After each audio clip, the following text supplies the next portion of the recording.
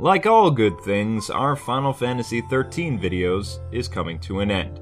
Hey gamers, it's Luke from GameZone bringing our final tips and strategies video for Final Fantasy XIII. Now some of you are actually struggling with the nasty summons battle, so we've got your kick-butt prescription right here. Summons are massive creatures you call in the battle and date all the way back to the early Final Fantasy games. In this video, we will be covering all 6 of the summons.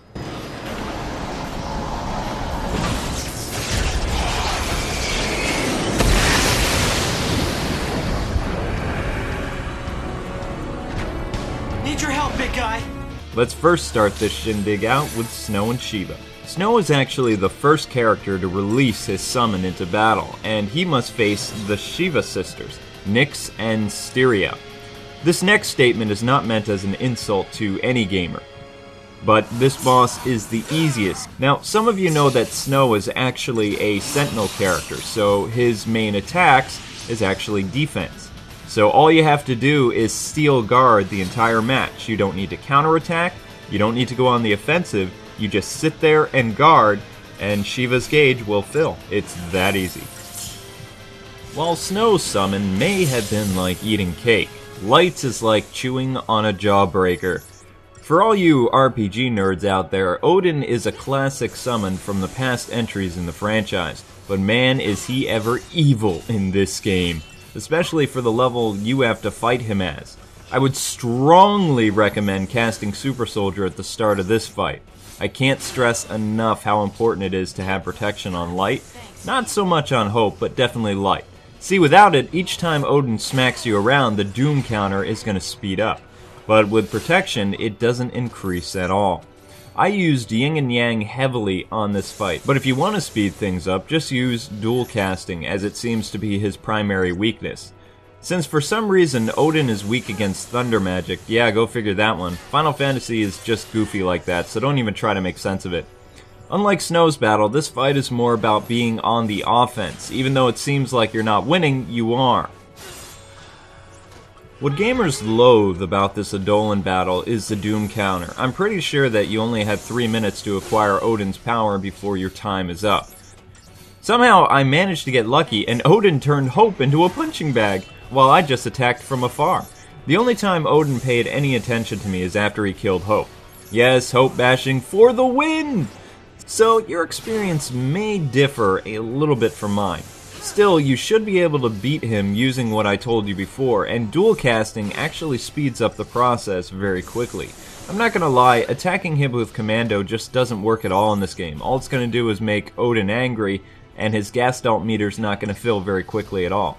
Now that I think about it, that's probably why I lost fighting him at least 3 or 4 times.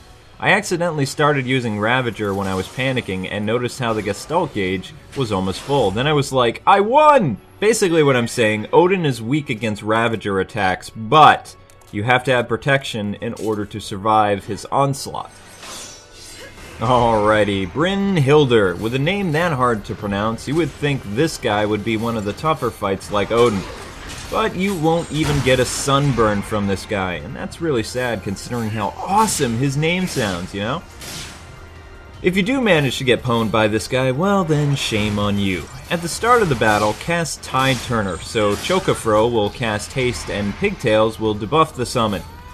Once that's done, switch to dual casting. I'm assuming you scan the enemy before fighting him. If you haven't, then please do so now. Unless you don't want dual casting to work properly. In that case, then you're just being lame. That's pretty much it. Just keep an eye on Shaz's HP and don't worry so much with Vanille's. She's expendable for this fight. Occasionally, it's a wise idea to use War and Peace because the Eidolon packs a wallop. Still, I'm so surprised that the summons are weak against their primary element. It makes no sense from a Final Fantasy standpoint. So anyway, if you're impatient with this fight, just use dual casting on him to speed things up, but just remember that it's a good idea to use War and Peace, because Shaz will be on the offensive, and of course Vanille will be healing you. Behold the most powerful and toughest summon in the game, the mighty dragon of Final Fantasy fame, Bahamut. Or as he's called now, Bahamut. For Bahamut, listen carefully. I want you guys to lose the first round against him, which this fight can literally drive any sane RPG fanatic crazy.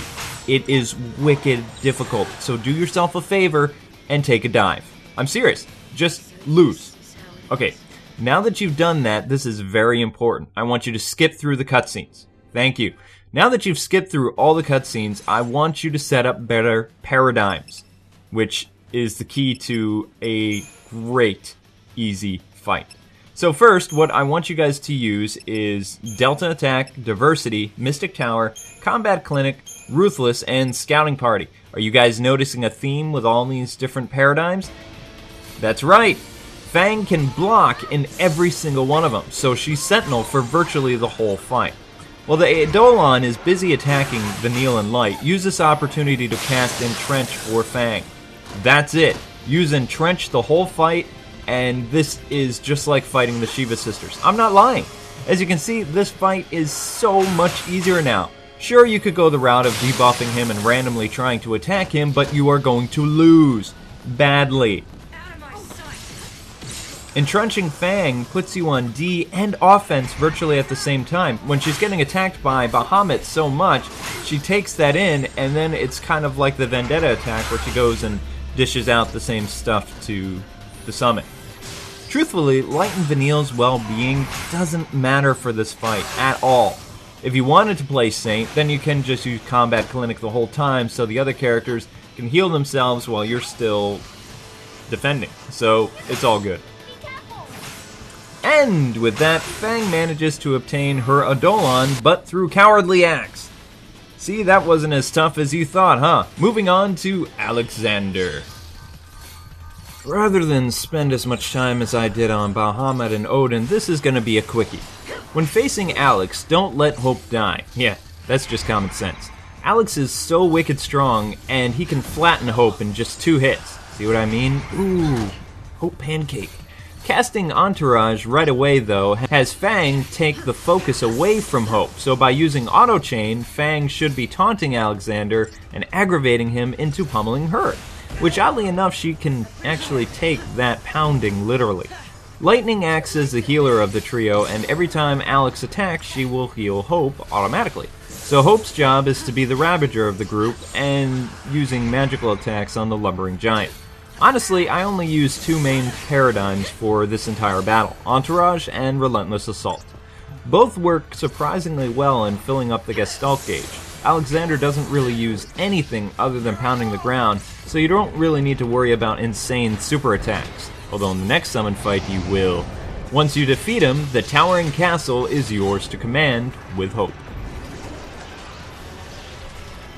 Ah yes, the last summon. Summon number 6, Hecton, whatever. While not your traditional summon like some of the others, Vanille's Protector offers somewhat of a hefty challenge. The important aspect of this fight is casting Stumbling Block, so Fang will distract the summon and Vanille will debuff him. I opted out from using Auto Chain mostly for this fight, since manually you can cast Imperil and Imperil-Ga. Once those are cast, you can use Auto Chain and Vanille will use different buffering spells. Still, out of all the debuff spells, Imperil just did the trick so much better than, say, Deed Protect and Slow and some of the other stuff. One thing that I loved about this fight is players actually need to be awake for the fight. Since Auto Chain won't cast Imperil as much as you want it to, you're going to have to do it manually. So wake up for once. Unlike the other summons, this one likes to use insane super moves, so just be sure you keep an eye on Vanille's HP. Don't worry so much about Fang, she's expendable for once. Casting debuffing spells is again your best bet, but if Fang's health gets really low, then I would recommend using Lifeguard, because once you heal her, she'll keep the summon's attention and blocking and taunting him, while Vanille will keep debuffing him. And that's basically the whole fight. You just use Imperil the whole fight to debuff him, and after he gets to half his Gestalt meter, then he'll start to go crazy and start using major attacks on both your characters. So by this point, then I would switch to manual again and use Imperil-Ga or whatever it's called, and it's the best way to beat him in record time. Remember to hit the Gestalt button, and there you have it, the last summon, has been bagged and tagged. Upon this multi-limbed beast's capture, he'll be kind enough to transform into a bipedal mech with machine guns. So even a kind and tender little girl like Vanille can pop a cap on her enemies. Well, finally we've come to the end of the Final Fantasy XIII guides. Thanks for your patience in all the videos up to now. Next up is our video review you've all been waiting for. GameZone's first official video review narrated by yours truly. Keep in mind this review will not be the same song and dance that you've heard about this game before. So on that thought, I leave you. My catchphrase as always is God bless and happy gaming. Thank you so much for watching, and until we meet again, gamers.